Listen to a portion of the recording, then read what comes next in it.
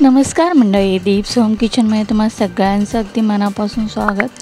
तर आजची आपली रेसिपी आहे सॉफ्ट स्पॉन्जी डोसा आणि ही रेसिपी एकदम 10 ते 15 मिनिटात तयार होणारी आहे आणि हे आपण मुलांच्या टिफिनमध्ये पण देऊ शकतो आणि संडेला नाश्त्याला पण बनवू शकतो। अशी इझी रेसिपी आहे। तर चला वेळ न घालवता आपण या रेसिपीला सुरुवात करूया। तर यासाठी मी पोहे घेतलेले आहेत 1 वाटी। त्यांना आपण धुवूया, स्वच्छ धुवून घेतलेला आहे आणि पाणी त्यातलं निघालेलं आहे। आणि मग ह्याच्यामध्ये आपण 1 कप रवा घालणार आहोत। त्याच वाटीने दही घेणार आहोत 1 वाटी आणि थोडंसं पाणी टाकणार आहोत आणि हे जिन्नस सगळे आपण एकत्र करून घेऊया, व्यवस्थित हलवून घेऊया हे। आणि मग हे आपण हलवून झाल्यानंतर साईडला ठेवूया। हे असं व्यवस्थित हलवून झालेलं तर साईडला ठेवूया 5 मिनिटासाठी। आणि मग आपण हे मिक्सरमध्ये ग्राइंड करून घेणार आहोत। एकदम फाईन पेस्ट करून घ्यायची, एकदम बारीक पेस्ट करून घ्यायची आपल्याला। हे पहा, आपली एकदम बारीक पेस्ट झालेली आहे।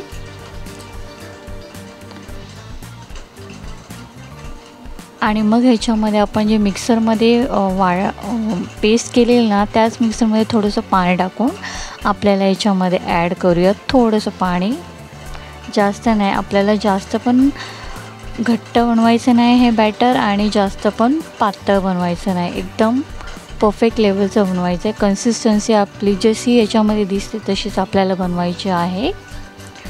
व्यवस्थित हलवून घेऊया चम्मचने। हा चम्मच आपण जे डाळीसाठी वापरतो ना, तसा चम्मच यूज केलेला आहे।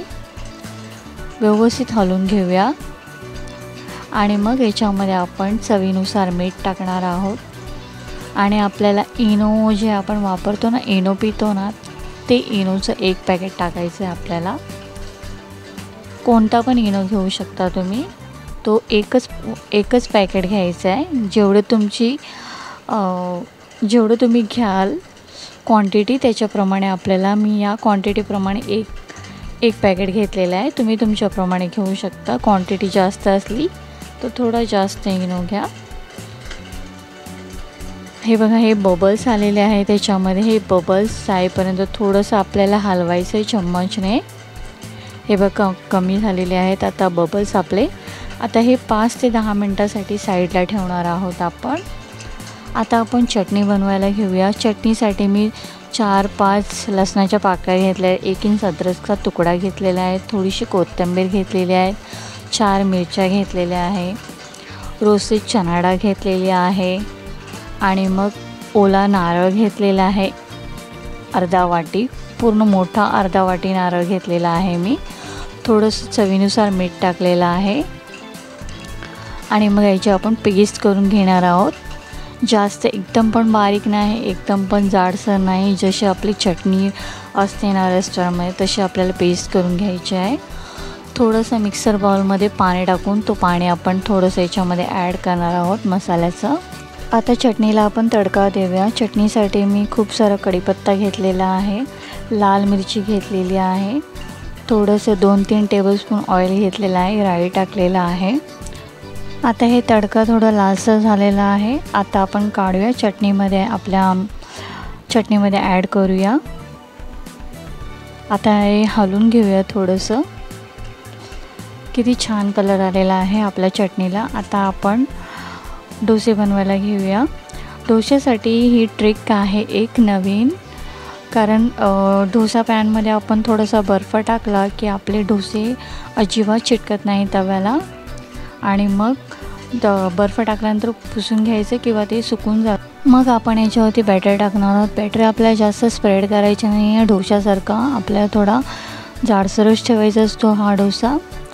हे बघा, अशी जाळी आली पाहिजे आपल्या डोशावरती आणि अशी जाळी आली की समजायचं आपला डोसा परफेक्ट होत आहे।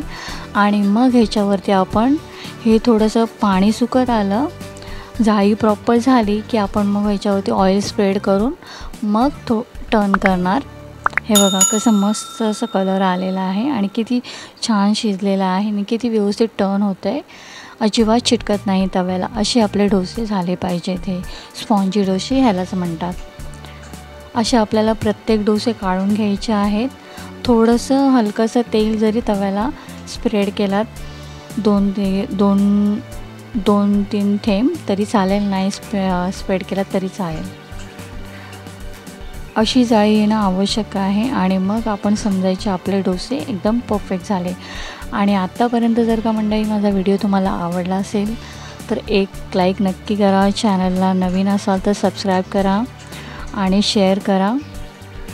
आणि ही रेसिपी तुम्ही पण नक्की ट्राय करा आणि मला कमेंट करून सांगा ही रेसिपी तुम्हाला कशी वाटली. हे असे आपले डोसे आता झालेले आहेत. तुम्ही पाहू शकता किती मस्त कलर आलेला आहे आणि किती छान झालेले, किती स्पॉन्जी झालेले आहेत हे डोसे. असे आपले डोसे झाले पाहिजेत प्रत्येक. तर चला मंडळी, आतापर्यंत माझा व्हिडिओ पाहण्यासाठी thank you. Take care. Bye bye.